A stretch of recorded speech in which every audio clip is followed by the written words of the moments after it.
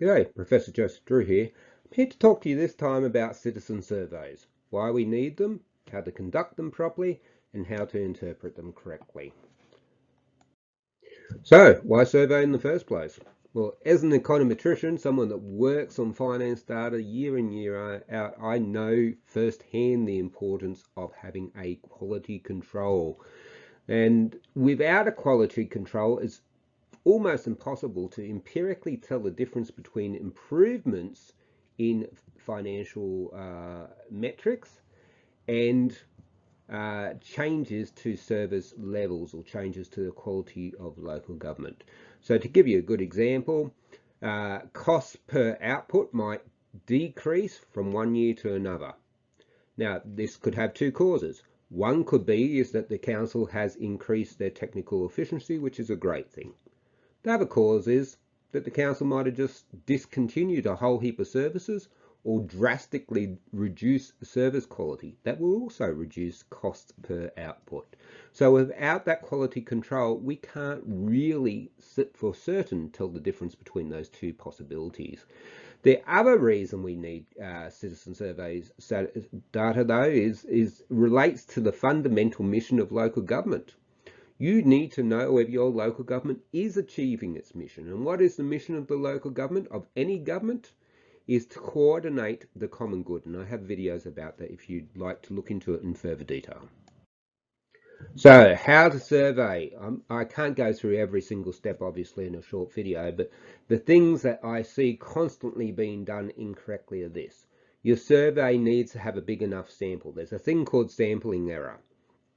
And in order to be able to make the fine-grained decisions I often see people making about movements of 1 or 2% either side, you need a very large sample. Now, if you want to find out precisely how large that sample is, go onto the internet, Google sampling error calculator, and you can play with those calculators and get a feel for how many people you need to be surveying. The sample needs to be properly randomized. So somehow you've got to have a random number generator in play. You've got to number off all the citizens in your local government area, and you've got to select them with a robust empirical random number generator. If you're not doing this randomly, your survey results are going to be biased, and that's going to lead you to make bad decisions. And you've got to avoid other biases too. So there can be biases introduced by the way you conduct the survey, if you do it through the internet or telephone, for instance. Some people don't have the internet. Some people don't have the telephone. That's going to bias your results. It's going to bias your response rate. The way you present questions, even who is asking the question and the tone in which they ask questions. Professional sampling survey companies go to a lot of effort to make sure that all the people asking questions use the same sort of intonation, same pauses, same expression in their voice, because it can bias the responses. And remember, if you're going to go to the trouble of doing a survey, you want accurate data because you want to do something with that. So it's absolutely essential we do everything we can to avoid bias. So what questions should you ask? Well, what I found is that most councils ask far too many questions. The only jurisdiction that's consistently doing surveys over a long period of time is Victoria, and they do a great job, but one of the problems I have with it is they have far too many questions, and people think that the response from each question is actually specific to that question, and it's not. There's a thing called common source bias, which basically means you could ask dozens of questions but only really be getting information from 2 or 3 latent underlying opinions that are driving the responses of the customer. So let me give you an example. It's a bit of an exaggerated example, but say you came up to me and said, what's your overall impression of your council? On a scale of 0 to 10, 0 being the worst, 10 being the best. And I say 1. Okay, then you go on and ask me another 20 questions. What do you think about customer service? Well, I'm hardly likely to say 10. I just said 1 overall. What do you think about infrastructure? Once again, I'm not going to say 10. I just said 1. So all my answers are going to be clustered near that one answer. And really what it means is we think that we've got a whole heap of responses, but we've really only got one response in the case of that example. Now, I actually did an exercise quite a few years ago. I looked at the questions and responses from Victoria, and I did a technique called factor analysis, and I actually discovered that despite all the many questions they think they asked and got specific answers to, there were actually only 3 latent underlying questions that were driving the responses we saw in the data. So they could have just asked 3 questions, which is a lot better. It's a lot better for the person that's being surveyed, a lot better for the people doing the surveys, but most importantly, you're not going to get misled thinking you've got different responses when it's really just this common source driving all of the responses. Now, the other big mistake I see made, and this is a huge mistake, and it goes back to the whole issue of financial sustainability and the crisis that many councils are facing with respect to fiscal illusion. And I have videos on both of those topics, financial sustainability and fiscal illusion, is the fact that the questions are all orientated towards one side of the ledger. They're all about, what do you think about infrastructure? What do you think about services? It's all about things that councils spend money on. But what about the other side of the ledger?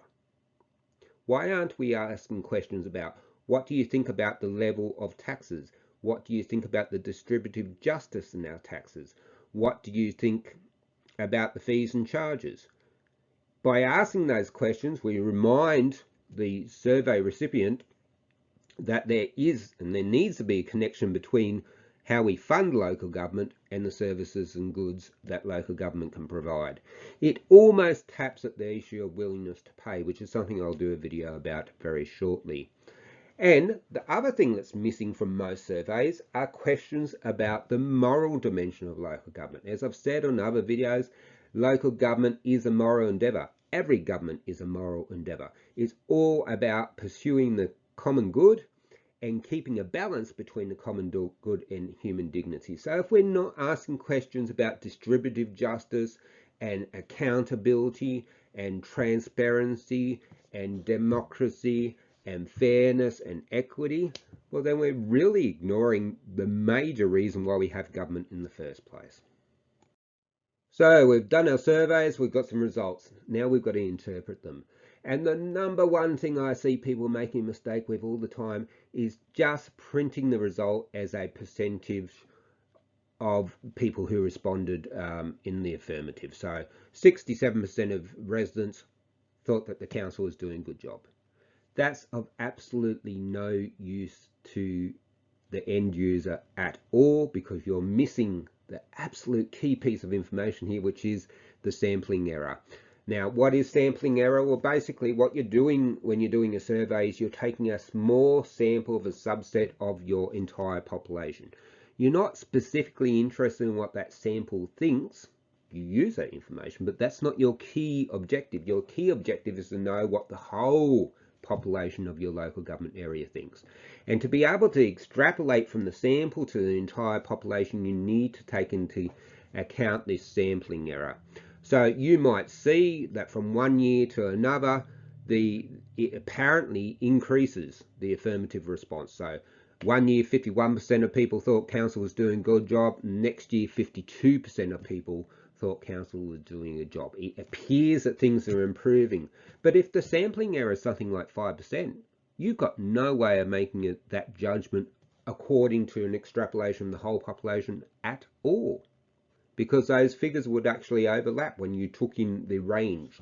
So if you had a sampling error of 5% and you were only interested in one sampling error either side of the response, and the overall impression was 51%, that really means that the real population sits somewhere between 41% and 56%, and you don't know precisely where unless you do a survey of the entire population. That's why the sampling size is so important that I talked about before. And the second thing that you need to pay attention to with surveying data and interpreting survey data is not to put too much emphasis on how things change from one year to another.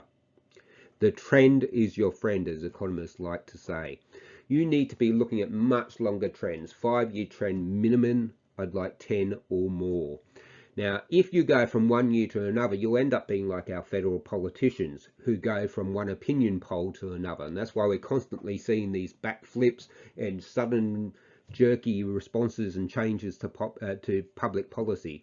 And all that does is irritate your citizens and makes it very difficult for them to traverse the public policy landscape. So Please don't react from one year to another suddenly. Look at the trend, because that's what's important, particularly if you're taking account of those sampling errors. And last of all, the last major thing I want to make sure that people understand is that you need to have intertemporal validity, because the trend is your friend. Because you're trying to establish a trend over many years, you need to make sure that those questions are consistently asked. You need to make sure that the questions themselves are consistent, that the order they were given in is consistent, that the technique for contacting the residents was consistent. If any of those things change, your intertemporal validity goes splat. There's not much use at all. So it's really important when you establish a survey that you put a lot of effort into getting it right. Run a trial survey first. Make sure you're happy with it, because then you really don't want it to change. And to ensure that you don't get changes accidental when staff move in and out and the like, you really need to keep very good records of precisely how these questions are administered, whom they administer to, how they're administered, what order they're administered in, etc., etc. In fact, if it was me doing it for a council and the questions were going to be administered verbally, I would get someone to actually do a video of asking the questions, and every year I would have my surveying staff watch that video and make sure they're matching that language and matching that approach. Okay, I hope you found this very useful. As I said, most local governments are starting to move into doing surveys. It's something that's done in Victoria. I wish every jurisdiction was doing it every year, because without that we really can't improve our research and we really can't improve local government. But if we're going to do it, it's absolutely imperative we must do it properly. And these are common mistakes I'm seeing all the time, and if you don't address the mistakes, you may feel like you're getting really good answers, but you're really not, and you're at big risk of getting misled and falling into deep misapprehensions. If you found this video helpful, please do me a favor, subscribe so you know when I put up new videos, and also let someone else in another local government know about the service too. I'm only here to try to help you, so help me to help others. Thank you very much for your time. Goodbye.